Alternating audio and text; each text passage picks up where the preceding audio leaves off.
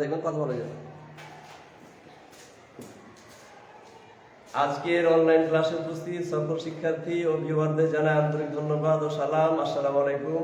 সুপ্রিয় শিক্ষার্থী বন্ধুরা, আশা করি তোমরা ভালো আছো এবং আমিও আল্লাহর রহমতে তোমাদের দোয়ায় এবং আল্লাহর অশেষ কৃপায় ভালো আছি। আজকে লাইভ ক্লাসে আমি মোহাম্মদ ইব্রাহিম আলী, সহকারী শিক্ষক, কারিগরি উচ্চ বিদ্যালয়। আমি পূর্বের ধারাবাহিকতায় তোমাদের নবম শ্রেণীর বিষয় রসায়ন পঞ্চম অধ্যায় থেকে আজকে আলোচনা করবো ইনশাআল্লাহ। তো সেই সাথে যে সকল স্টুডেন্ট অর্থাৎ শিক্ষার্থীরা এবং যে সকল ভিউয়ার আমাদের লাইভ ক্লাসে উপস্থিত হয়েছেন তাদেরকে আমরাও জানাই আন্তরিক ধন্যবাদ। সেই সাথে আমাদের ক্লাস দেখার জন্য আন্তরিক অভিনন্দন। যে সকল শিক্ষার্থী বন্ধুরা তোমরা এইমাত্র লাইভ ক্লাসে সংযুক্ত হচ্ছ, তোমরা তোমাদের খাতা বই নিয়ে প্রস্তুত থাকো। আর আমরা আর দেরি না করে শুরু করি আজকের ক্লাস। প্রথমেই সতর্কতামূলক ব্যবস্থা গ্রহণ প্রতিকারের চেয়ে উত্তম, এই কথাটা বলি কেন? এখন বেশ ঠান্ডা সময় চলছে, অতএব ঠান্ডা মৌসুমে শীত থেকে আমাদেরকে পরিত্রাণ পেতে হবে, নচেত স্বাস্থ্য সমস্যা করতে পারে। এই সতর্কতা অবলম্বন করে আমরা আমাদের পাঠদান অব্যাহত রাখবো এবং তোমরাও ভালো থাকো, এই প্রত্যাশা রেখে আজকে শুরু করি। তোমরা জানো কি যে বন্ধন কত প্রকার? প্রথমে প্রশ্ন আসবে, বন্ধন হচ্ছে তিন প্রকার: আয়নিক বন্ধন, সমযোজী বন্ধন এবং ধাতব বন্ধন। তাহলে আজকে আমার আলোচনার বিষয় হবে আয়নিক বন্ধন। আয়নিক বন্ধন। আয়নিক বন্ধন আলোচনার প্রারম্ভিক প্রথমে জেনে নিই আমরা যে আয়নিক বন্ধন কাকে বলে। একটি ধাতব পরমাণু ও একটি অধাতব পরমাণু মিলে যে যৌগ গঠন করে তাকে বলা হয় আয়নিক যৌগ। আর যে যৌগে আয়নিক বন্ধন বিদ্যমান সেটাকে বলবো আমরা আয়নিক বন্ধন বিশিষ্ট যৌগ। তাহলে এই আয়নিক বন্ধন জানার প্রথমেই আমি আমার কৌশলগত কারণে একটি পোস্টার পেপার নিয়ে আসছি। সেই পোস্টার পেপারটা তোমরা অবশ্যই লক্ষ্য করো কি যে আমি নির্দেশক কাঠি দিয়ে দেখাচ্ছি। উদাহরণস্বরূপ আমি নিয়ে এসেছি সোডিয়াম এর ইলেকট্রন বিন্যাস। তোমরা জানো সোডিয়ামের পারমাণবিক সংখ্যা হচ্ছে 11। তাহলে সোডিয়ামের প্রথম শক্তি স্তরে দেখো দুটি ইলেকট্রন আছে এবং দ্বিতীয় শক্তি স্তরে 8টি ইলেকট্রন আছে এবং সর্বশেষ শক্তি স্তরে আছে কি একটি ইলেকট্রন। অর্থাৎ এটা আমরা ভিন্ন কালার দিয়ে দেখিয়েছি। এটা দেখো লাল কালি দিয়ে, অর্থাৎ সোডিয়ামের সর্বশেষ শক্তি স্তরে আছে একটি ইলেকট্রন। তাহলে আমরা সেই ইলেকট্রনটাকে বলবো আমরা যোজ্যতা ইলেকট্রন। তাহলে জেনে নেওয়া যাক যে যোজ্যতা ইলেকট্রন কি।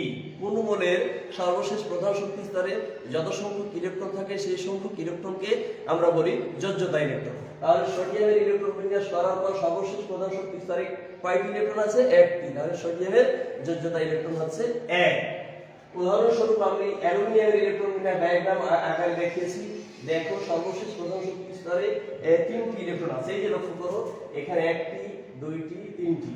তাহলে কোন মোলের সর্বশেষ প্রধান শক্তি স্তরে যত সংখ্যক ইলেকট্রন থাকবে সেই সংখ্যক ইলেকট্রনকে বলি আমরা যোজ্যতা ইলেকট্রন। তাহলে এখন প্রশ্ন করতে পারি শিক্ষার্থী বন্ধুরা কি যে অ্যালুমিনিয়ামের যোজ্যতা ইলেকট্রন কয়টি? তাহলে তোমরা এখান থেকে ডায়াগ্রাম থেকে কিন্তু তোমরা দেখতে পাচ্ছ অ্যালুমিনিয়ামের যোজ্যতা ইলেকট্রন হচ্ছে 3টি।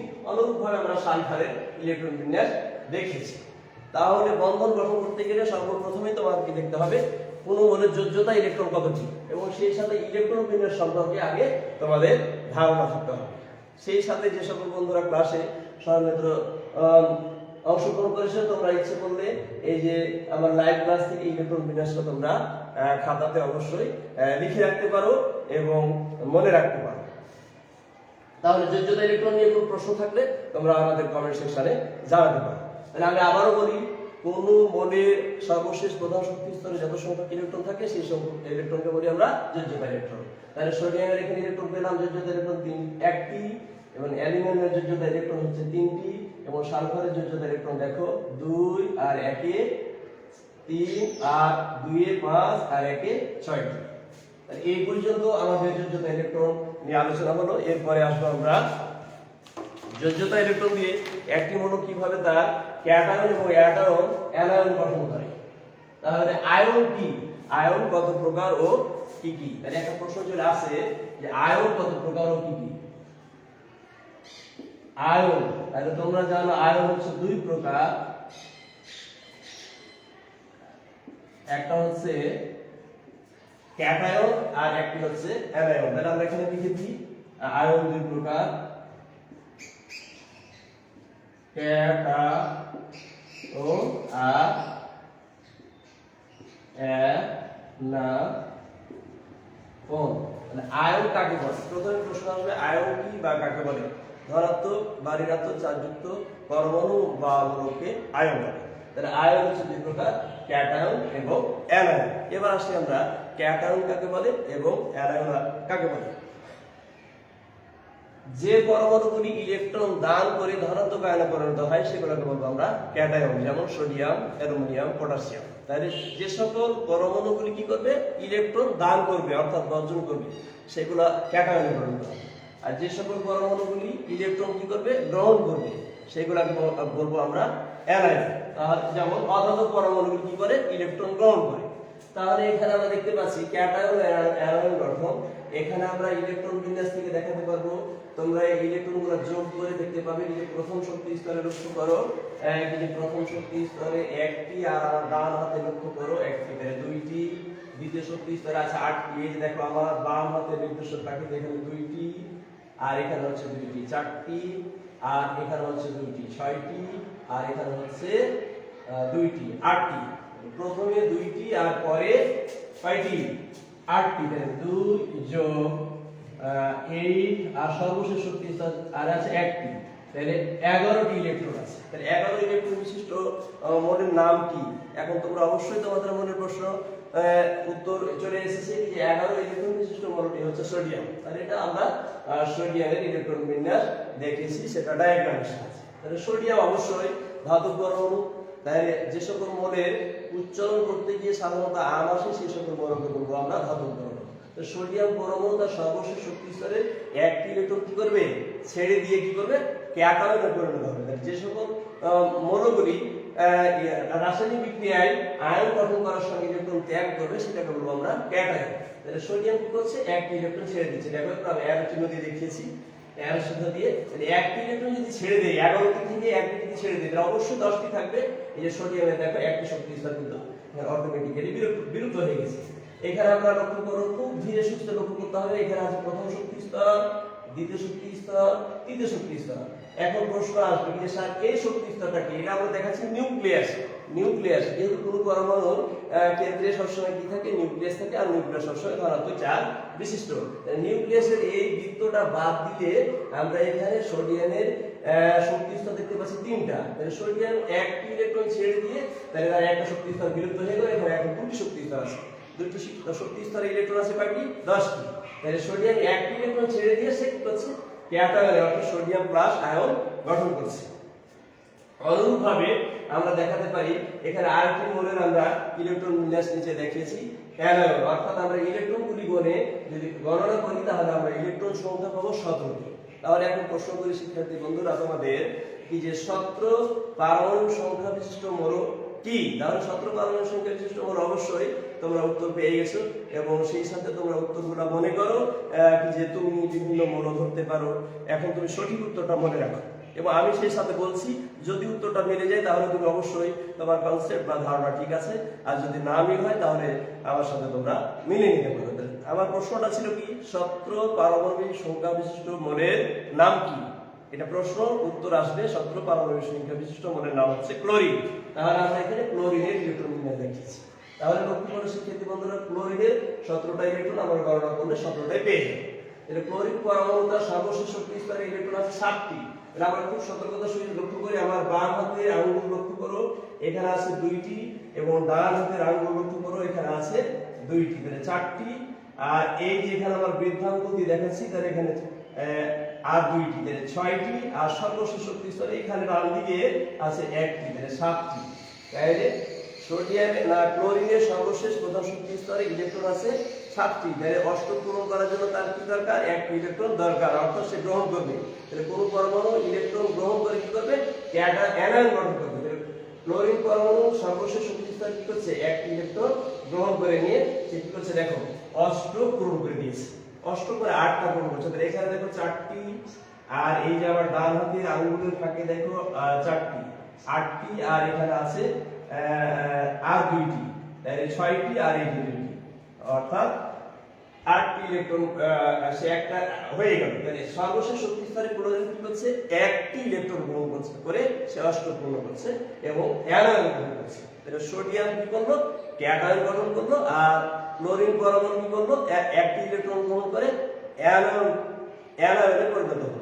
এখন প্রশ্ন স্যার কি যে এখানে ক্যাটায়ন এবং অ্যানায়ন কেন গঠন করছে, আর আরেকটা প্রশ্ন আসবে কি যে সোডিয়াম পরমাণু একটি ইলেকট্রন ছেড়ে দিয়ে সর্বশেষ কোন নিকটতম নিষ্ক্রিয় মৌলের ইলেকট্রন বিন্যাস অর্জন করছে। সোডিয়াম পরমাণু হচ্ছে একটি ইলেকট্রন ছেড়ে দিয়ে তার ইলেকট্রন থাকছে 10টি, অর্থাৎ নিয়নের তার নিকটতম নিষ্ক্রিয় মৌল নিয়নের ইলেকট্রন বিন্যাস অর্জন করছে। আর এখানে ক্লোরিন পরমাণু হচ্ছে একটি ইলেকট্রন গ্রহণ করছে। ক্লোরিন পরমাণু একটি ইলেকট্রন গ্রহণ করে আগে থেকে ছিল তার 17টি ইলেকট্রন, আর একটি ইলেকট্রন গ্রহণ করার পর হচ্ছে 17 আর এক হচ্ছে 18। তাহলে ক্লোরিন পরমাণু সর্বশেষ শক্তি স্তরে সর্বমোট ইলেকট্রন থাকছে 18টি। এখন প্রশ্ন, ক্লোরিন পরমাণু একটি ইলেকট্রন গ্রহণ করে অ্যানায়নে পরিণত হয়ে কোন নিকটতম নিষ্ক্রিয় মৌলের ইলেকট্রন বিন্যাস অর্জন করছে। তাহলে 18 কোন নিষ্ক্রিয় মৌলের পারমাণবিক সংখ্যা এটা তোমাকে অবশ্যই মনে রাখতে হবে। সেই সাথে আমরা একটু লিখে দেখাই। তো দেখো তো নিষ্ক্রিয় মৌলগুলোর পারমাণবিক সংখ্যা। নিষ্ক্রিয় মৌল হচ্ছে প্রথম মৌলটি হচ্ছে হিলিয়াম, নিয়ন, আর্গন, ক্রিপ্টন, জেনন, রেডন। এবার হচ্ছে 2, 10, 18, 36, 54, 86। 2, 10, 18, 36, 54, 86। এখন আমার প্রশ্ন ছিল ক্লোরিন পরমাণু একটি ইলেকট্রন গ্রহণ করে তার সর্বশেষ শক্তি স্তরে 8টি এবং সর্বমোট ইলেকট্রন সংখ্যা হচ্ছে 18টি। তাহলে ক্লোরিন পরমাণুর সর্বমোট ইলেকট্রন সংখ্যা 18টি, অতএব ক্লোরিন পরমাণু তার নিকটতম নিষ্ক্রিয় মৌল আর্গনের ইলেকট্রন বিন্যাস অর্জন করেছে। এবং সোডিয়াম পরমাণু একটি ইলেকট্রন ছেড়ে দিয়ে, তাহলে আগে ছিল 11টি, একটি ছেড়ে দিল থাকবে 10টি। তাহলে সোডিয়াম পরমাণু নিকটতম নিষ্ক্রিয় মৌল নিয়নের ইলেকট্রন বিন্যাস অর্জন করে অ্যানায়নে পরিণত হয়েছে। আর আমার আলোচনার বিষয় ছিল কি যে আয়নিক বন্ধন গঠন। তাহলে ক্যাটায়ন আর এবং অ্যানায়ন গঠন হয়ে গেল।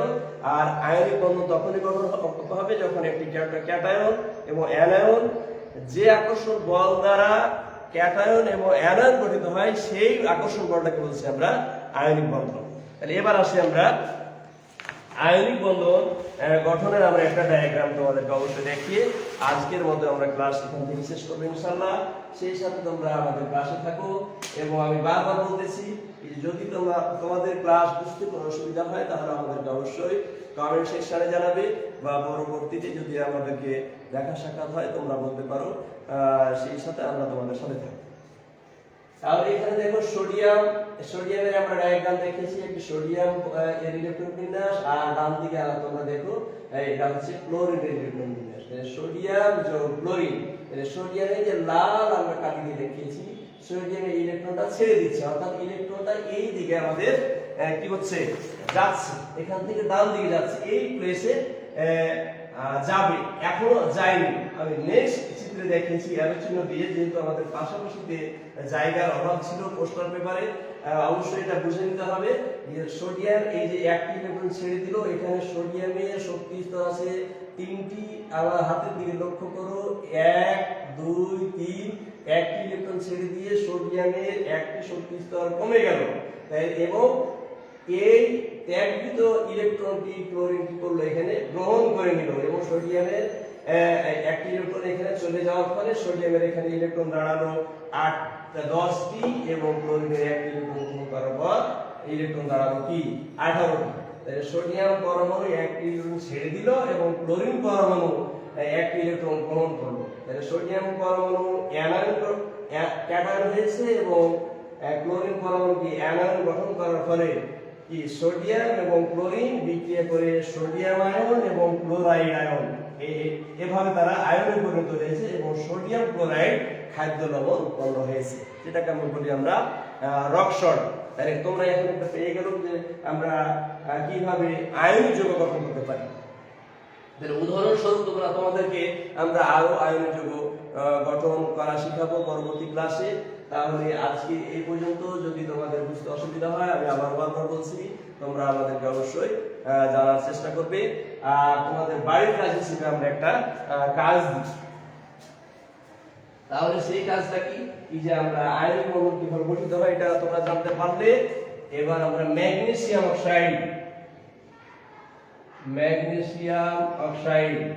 ম্যাগনেসিয়ামের যোজনী 2, অক্সিজেনের যোজনী 2, 2 ব্যালেন্স হয়ে গেল। ম্যাগনেসিয়াম অক্সাইডের আয়নিক যৌগ কিভাবে গঠিত হয় তোমরা অবশ্যই বাড়িতে প্র্যাকটিস করবে, এবং বুঝতে না পারলে আমাদেরকে পরবর্তী ক্লাসে জানাবে। আজকে এই পর্যন্ত। আশা করি তোমরা ভালো আছো এবং ভালো থাকো, এই প্রত্যাশা রেখে আজকের মতো বিদায় নিচ্ছি। ধন্যবাদ। খোদা হাফেজ।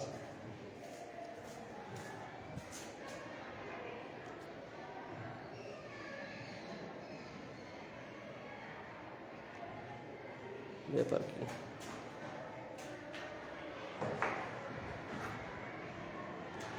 বকায় কি এতক্ষণ হলো?